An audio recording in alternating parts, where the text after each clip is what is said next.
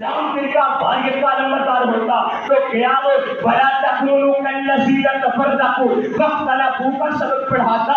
اگر اسلام فرقہ واریت کا نمبردار ہوتا تو قیامت واعتصموا بحبل اللہ جمیعا ولا تفرقوا کا پیغام اتحاد دیتا.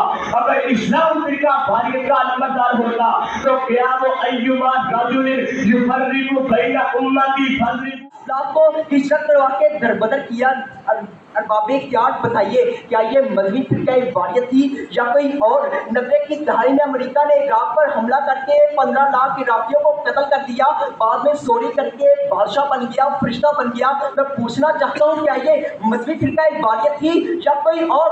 1943 میں امریکہ نے صرف 1 منٹ میں بم گرا کر 80,000 حضرات اسی وقت مجموعی اعتبار سے پوری ملت امت مسلمہ پوری دنیا فرقہ واریت میں گرفتار ہے، لیکن امت مسلمہ فرقہ واریت کے گرداب میں گرفتار ہے. سیادت عالم کے منصب جلیلہ سے ان کی معذوری کا بنیادی سبب یہی ہے کہ ان کے ہاتھوں سے اتفاق و اتحاد کا دامن چھوٹ چکا ہے.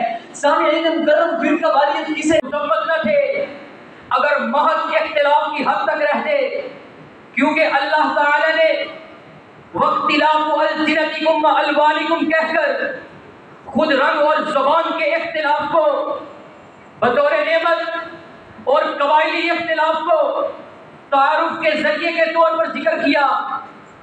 چنانچہ ارشاد باری تعالی ہے یا ایھا الناس انا تھوڑی سی نفرت سے سختی دکھا دی، وہ تھوڑی سی نفرت سے سختی دکھا دے چلے سب جیسے کوئی چلنے والی جناب والا تہذیب و تمدن سے آریہ سے معاشرے میں کس امر دھارے نے ایسی تبدیلی پیدا کی کہ بنت حاتم قائد کو آج میسر آیا.